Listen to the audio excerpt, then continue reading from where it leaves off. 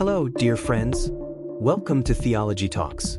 Today, we're pulling back the curtain on a fascinating chapter of history, the interplay between religion and superstition in colonial America.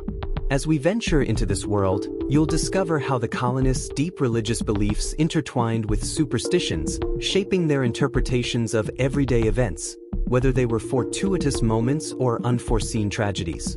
Religion and superstition were deeply intertwined in colonial America, with belief in one reinforcing the validity of the other.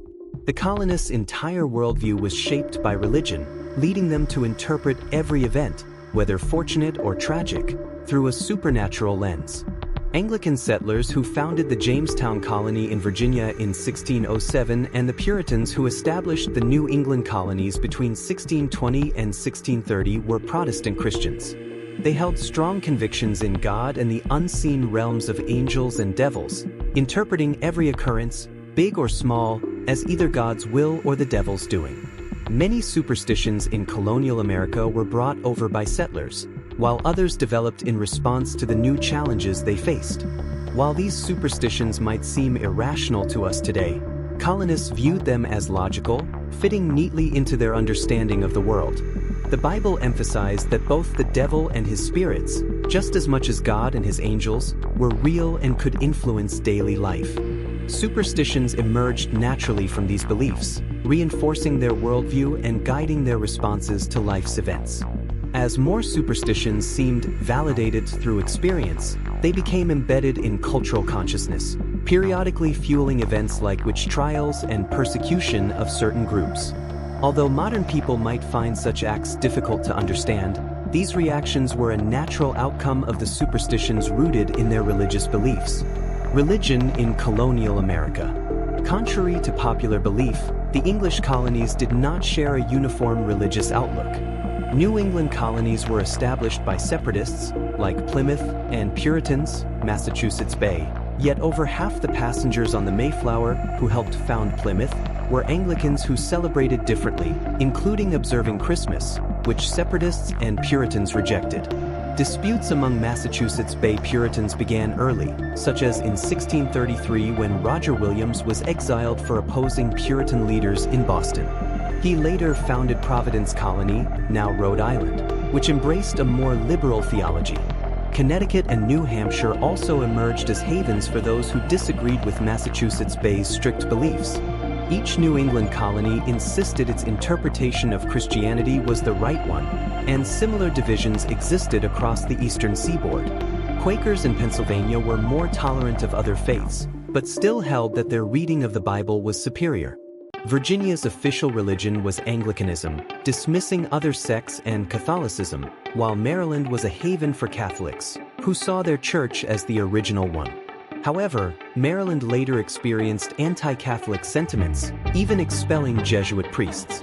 North and South Carolina followed Virginia's model, though not all citizens agreed with Anglicanism, leading to religious conflicts similar to those in the more diverse New York and New Jersey. Yet, all colonies held to a common core belief that God was real and ultimately in control of their lives. They could challenge or defy his will, but ultimately, God's plan prevailed. Satan and his demons might attempt to intervene, but according to the Bible's book of Revelation, God's will would always win out. Omens and luck. It was often difficult to see God's purpose in daily events, especially during times of loss. The death of a child or a mother during childbirth was accepted as God's will, though it was often hard to understand why he would allow such tragedies. Explanations ranged from individual or communal sins, evil influences, or simply the mysteries of the divine, beyond human comprehension. Even those who led the purest lives could not avoid misfortune, and often, acceptance seemed the only option. However, omens provided a glimpse into God's plan, allowing people to act accordingly. Avoiding the path of a black cat, throwing spilled salt over one's shoulder, or taking extra care on Friday the 13th were thought to prevent various tragedies. A popular belief was moon watching or moon farming, where people timed activities like planting or harvesting based on moon phases. Scholar David Freeman Hawke notes that, according to 17th century lore, pole beans should be planted when the moon's horns are up so they grow upward. But roofs shouldn't be built during this time, as the shingles might warp. Root crops were planted in the dark of the moon, but apples weren't picked, as they'd rot regardless of storage. Moon farming persisted well into the future as no one questioned its validity. Luck was a complex concept. Since everything was governed by an all-powerful God, where was the room for chance?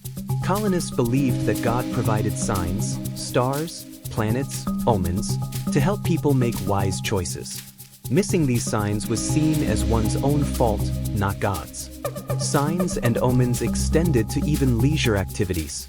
Virginia gentlemen watched planetary movements and astrology to gauge gambling success, giving rise to the idea of stars aligning in one's favor.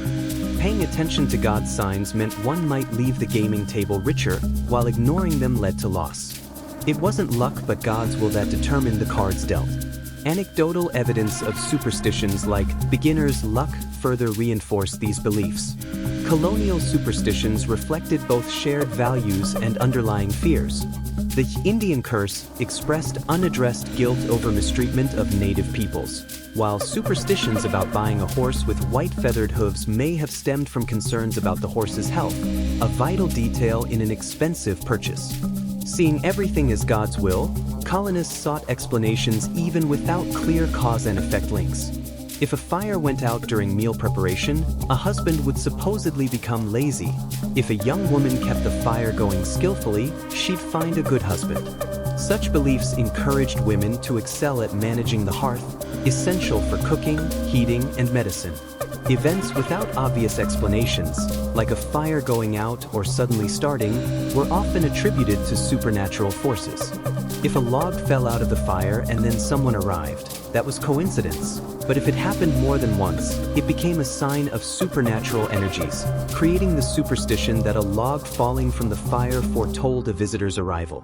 The number 3 became significant in such cases, reinforcing the belief that events in threes indicated a supernatural pattern, and leading to beliefs like bad luck coming in threes. While many superstitions, like black cats bringing bad luck, Friday the 13th as ominous, or the dangers of a broken mirror, were brought by settlers, others emerged in response to life in the New World. The strong belief in the Indian curse developed in colonial America, likely as a subconscious response to guilt over colonists' treatment of Native Americans. Responses to Native American conflicts. One of the most well-known Indian curses is the Saco River Curse in present-day Maine. According to the legend, a native chief named Squandro lost his infant son, and in some versions, his wife, after 3 drunk English sailors threw the child into the river to see if he could swim. The child drowned, and in some versions, the mother also drowned trying to save him. In his grief, the chief cursed the river, saying that 3 white people would drown there every year in retribution. Though the story wasn't recorded until the late 19th century, it's believed to have roots in the colonial period. Even today, many in Maine believe in the Saco River Curse, using it to make sense of tragic events that defy easy explanation. Oral traditions suggest Squandro was a powerful sachem of the Secocas tribe, allied with the Wampanoag Confederacy under Medicum, also known as King Philip, 1638 to 1676. The deaths of Squandro's family members are said to have fueled the onset of King Philip's War, 1675 to 1678, a conflict that devastated both native tribes and New England colonies. The curse legend may have originated as a way to cope with colonial guilt over atrocities against Native Americans during and after the war, as many natives were enslaved, killed, or relocated to reservations. The idea of a curse allowed people to find meaning in the tragic drowning deaths of loved ones. Witchcraft and dark magic. The Indian curse was widely accepted by colonists, who viewed Native Americans as agents of Satan. This belief was reinforced after the 1622 Indian Massacre in Virginia, when Powhatan Confederacy Chief Opkanakano, 1554 to 1646, led a surprise attack, killing 347 settlers. The colonists had perceived the natives as friendly before the attack, believing this friendliness was a deception, proving that all natives posed a potential threat. The colonists' suspicion of Native Americans extended to other marginalized groups, including African slaves, believed to have supernatural powers, and Catholics, who were considered followers of Satan. These groups were thought to practice witchcraft, which was believed to be an alliance with Satan himself. Although the Salem witch trials are the most famous case, accusations and punishments for witchcraft occurred throughout the colonies, from Massachusetts to Florida. Conclusion: during the 1730s and 1740s, superstitions were further fueled by the religious revival known as the Great Awakening, when Protestant ministers held open-air gatherings to awaken the Holy Spirit in people. Thousands attended, becoming born again and returning home with a renewed sense of purpose to fight against evil. Every segment of society felt the impact of the Great Awakening: colonists, natives, and slaves, and most of its followers were among the poor and uneducated. This deeply personal, emotional revival left believers certain of the Holy Spirit's power, making them more eager to confront evil in their communities. However, by the 1750s, a backlash arose as the upper-class gentlemen embraced deism, a belief in a god, but not a specific one, and promoted a more restrained approach to faith. This led to Unitarianism around 1774, which held that all beliefs were valid. The Founding Fathers, mostly deists, then shaped government on rational, rather than supernatural, principles. Still, superstition had firmly taken root in colonial American culture and endures even today. Americans may laugh at the beliefs of the early colonists, yet Friday the 13th and black cats still hold sway, showing that reactions to the unseen world remain much the same as they were centuries ago.